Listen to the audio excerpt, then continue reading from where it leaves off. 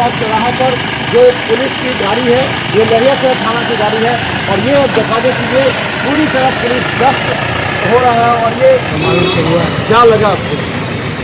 जो देखा करेगा सारी उसको फल मिलेगा, इससे किसी कौम को नहीं जोड़ना चाहिए। अपराधी था वो अपराधी था और अपराधी का सजा। क्या मचा है? सरकार ने बहुत अच्छा काम किया है कि सरकार तो नहीं किया, अपराधियों ने किया है, लेकिन जो गुंडा को ही गुंडा बन के मिटाते हैं वही तो अच्छा काम है। अतीक को मिटा दिया, एक अच्छा ही काम हुआ। अच्छा काम मानते हैं। हाँ, अच्छा। कानून भी तो एक चीज होती है ना, कानून में अभी तक के समय में 50,000 फाइल दबा हुआ है, वो दबा ही रहता है।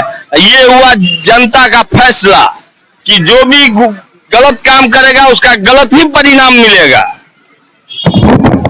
तो हम आपको बता दें कि जिन 3 अपराधियों ने गोली मारी है, 10:30 बजे की घटना है जब प्रयागराज में, वो तीनों अपराधी का बैकग्राउंड बताया जा रहा है। पुलिस पूछ रही वो अपराधी प्रवृत्ति के हैं, तो क्या उसका अतीक के साथ कैसा संबंध था, क्यों अतीक को इस तरह जिस तरह से गोली चलाई है, निश्चित तौर पर लगता है वो बड़ा अपराधी हो सकता है। चलिए हम आपको दिखाते रहेंगे दरभंगा के हालात पर।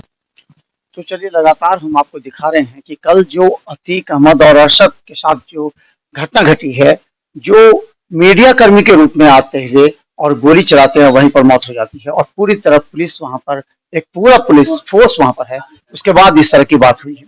तो हमारे साथ वरिष्ठ अधिवक्ता हैं डॉक्टर अंबरी महाभाष्य। हम बता दें कि हम लगातार इस पर राय ले रहे हैं कि आखिर जो हुआ उसको आप किस रूप में लें।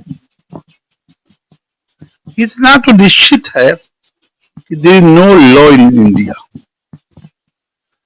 अतीक के बेटा को जो मर्डर किया गया, जिसको शो किया गया इनकाउंटर, वह मेनली अबाउट 19 ईयर्स, 19 साल का लड़का था। कहीं उसकी क्रिमिनल हिस्ट्री नहीं थी। और अगर कहा जाता कि अतीक अहमद गैंगस्टर है, सैकड़ों लोगों को रखता था वो, और किसी का मर्डर ही करवाना था, अतीक अपने बेटा को क्यों भेजेगा? वो तो शूटर क्यों नहीं जाएगा मर्डर करने के लिए? तो ये कहीं ना कहीं उसको शो किया गया इट वाज इनकाउंटर। पुलिस तो बतावेगी ना कि कितनी फायरिंग पुलिस पर हुई और पुलिस पर कितनी इंजरी हुई। जब कोई इंजरीज को नहीं है तो गोली प्लान करना, आग प्लान करना तो कोई बड़ी बात नहीं पुलिस के लिए।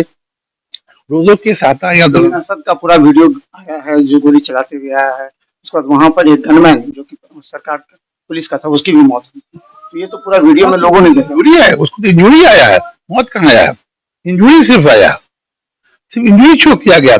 यहाँ हम लोग के यहाँ बैरक से गोली चोरी होती है, पुलिस डिपार्टमेंट के लोग गोली चोरी करते हैं और गोली को बेचते हैं। ये तो उनके लिए प्लान करना कोई बड़ी बात नहीं है। हम समझते हैं दैट वाज नॉट इनकाउंटर। सो अतीक और उसके भाई का मर्डर का सवाल है, ये तो देश के लिए शर्म की बात है। पुलिस कस्टडी में है, आप 10 बजे रात उसको ले जाते हैं, ये बहानेबाजी कर करके उसको ट्रीटमेंट हेल्थ चेकअप कर जा रहे हैं और one necessary for health checkup at 10 PM और ले जाते हैं और 3 लड़का आता है उसको गोली मार देता है, सर में गोली मारता है। वहां इनकाउंटर क्यों नहीं हुआ? जब उन लोगों ने 2 मर्डर किया, पुलिस कस्टडी में अतीक उसका भाई था, उस समय पुलिस ने गोली क्यों नहीं चला उन तीनों को? उसको तो एक थप्पड़ भी नहीं मारा गया उन तीनों को। ये साजिश है, बड़ी साजिश, जो हत्या का एक पूरा से प्लान किया गया था। ये सरकार का काम है, सरकार सब कुछ करवा रही है और हम समझते हैं कि सरकार इसी तौर पर राज करना चाह रही है, मर्डर करवाना, लोगों को फंसाना, बर्बाद करना, लेकिन कुदरत माफ नहीं करेगा सरकार। क्या लगता है कि इसका क्या राजनीतिक असर पड़ेगा? आने वाले चुनाव में भी इसका असर पड़ सकता है क्या? देखिए, इस देश में खूबी है, जो अच्छा काम करता है उसका कोई फॉलोवर नहीं होता। जितने गंदे लोग उसी के फॉलोवर हैं। अगर यहाँ कोई नेटवर्क का नाच हो जाए, हजारों की संख्या में लोग आ जाएंगे, प्रवचन कोई करेगा उसकी बेटी पे कोई थोड़े जाएगा। गलत हो रहा है लेकिन इतना निश्चित जान जाइए आप, गलत का भी सफाया होगा। जो कुछ गलत हो रहा है देश में उसका सफाया निश्चित होना है। पार्टी तो बनती है, टूटती है, सरकार बनती है, टूटती है, इंसानियत तो खत्म होना चाहिए। तो इंसानियत को खत्म कर, लगता है कि एक विशेष कौम को टारगेट किया जा रहा है इस लेकर के। ये तो इलेक्शन मुद्दा है। जब तक एक विशेष कौम जिस देश में है उसको समाप्त नहीं किया जाएगा तो मेजोरिटी को मजबूत नहीं होगा। उसको मजबूत करने के लिए सब ऐसा किया जाएगा। ये जो टारगेट किया गया, लेकिन वहां पे लोग ये भी कहते हैं कि वो एक क्रिमिनल था, बहुत बड़ा अपराधी था, उस पर सैकड़ों केसेस हैं उस पर, और वो इस तरह का आतंक मचाता था प्रयागराज में। तो उसकी जो मौत हुई है, जो मारा, वो भी अपराधी किस्म का था। तो क्या लगता है अपराधी को मारे? नहीं, जो केसेस ऊपर था, एक जजमेंट अभी पढ़ रहे थे, 84 केसेस का जिक्र आया था, ठीक आया था, सुप्रीम कोर्ट के जजमेंट पढ़ रहे थे। सुप्रीम कोर्ट ने इन रिस्पेक्ट ऑफ दैट उसको बेल ग्रांट किया, ये कहते हुए कि कोई केस मेकआउट नहीं हो रहा और बेल की परिधि में आता है। जब सुप्रीम कोर्ट ने उसको बेल दे दिया, ये मानते हुए कि वो अपराध की परिधि में नहीं आ रहा है, 84 केस का जिक्र सुप्रीम कोर्ट ने किया है, रिपोर्टेड जजमेंट है, तो फिर पब्लिक को हथियार लेने का अपने हाथ में क्या जरूरत है? कानून के ऊपर लोग चला जाएगा। लेकिन कुछ लोग ये बहस कर रहे हैं कि कोर्ट को बंद कर दिया। भाई, कोर्ट अगर नहीं रहेगा तो देश थोड़े चलेगा, कानून तो आना ही चाहिए। हाँ, इतना जरूर है, इस देश के जजेस हैं, उन लोग को जज बनना चाहिए, जज से अलग बन के काम नहीं करना चाहिए।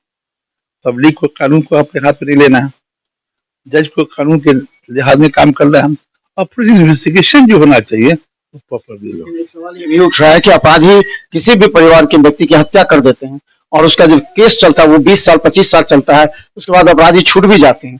तो इससे अपराधियों में खौफ होगा कि किसी का हम मर्डर न करें, किसी भी परिवार के लोगों का। जिस परिवार में मर्डर हुआ है उस परिवार में भी आक्रोश है, निराशा। इसका जवाब ये है कि 100% ट्रू केस देश में होता ही नहीं है। हर केस में कुछ मिलावट रहती है। अगर आप कोई एक्यूज गिरफ्तार हो गया, आप स्पीडी ट्रायल करते हैं, आप 3 महीने मुकदमा का फैसला कर दीजिए, जज ने बहाल कर दिया, उसको 20 साल 25 साल 30 साल चलाने की क्या आवश्यकता है? It is the fault of जज कोर्ट्स। जो कोर्ट केस को लिंगर करता रहता है 30 साल तक, दोषी कौन है? कोर्ट को दोषी करने में भी कंटेम्प्ट होगा। अजीब सा बात है भाई, आप न्याय नहीं करते हो, केस को लंबा करते हो और फिर कह दो दूसरे को दोष डालते हो, ये नहीं होगा। केस का फैसला अविलंब होना चाहिए, तुरंत होना चाहिए। एक तो ये होना चाहिए कि क्या लगता है कि अपराध की जो प्रवृत्ति बढ़ रही है जमीनी विवाद से जुड़ा हुआ है, क्योंकि प्रयागराज में भी कहा जाता था कि अतीक का पूरा, एक बार तो कांग्रेस के जो सोनिया गांधी के परिवार के सदस्यों का ही जमीन हड़प लिया था, बाद में ऊपर से कैंसर आया था। तो क्या लगता है कि जमीन से विवाद से जुड़ा हुआ ये अभी भी यहाँ भी कई ऐसे माफिया हैं जो बन जाते हैं जमीनी विवाद की वजह से, बड़े बड़े माफिया हो जाते हैं। तो प्रारंभ छोटा से होता है, लेकिन जमीनी विवाद को कितना महत्वपूर्ण मानती इस मामले?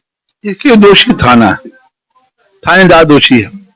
थानेदार जो इस तरह के जो क्रिमिनल्स है, माफियाज हैं, उसको हेल्प करती है, उससे पैसा देती है, उसको पेट्रोनेज देती है, जमीन पर कब्जा करवाती है।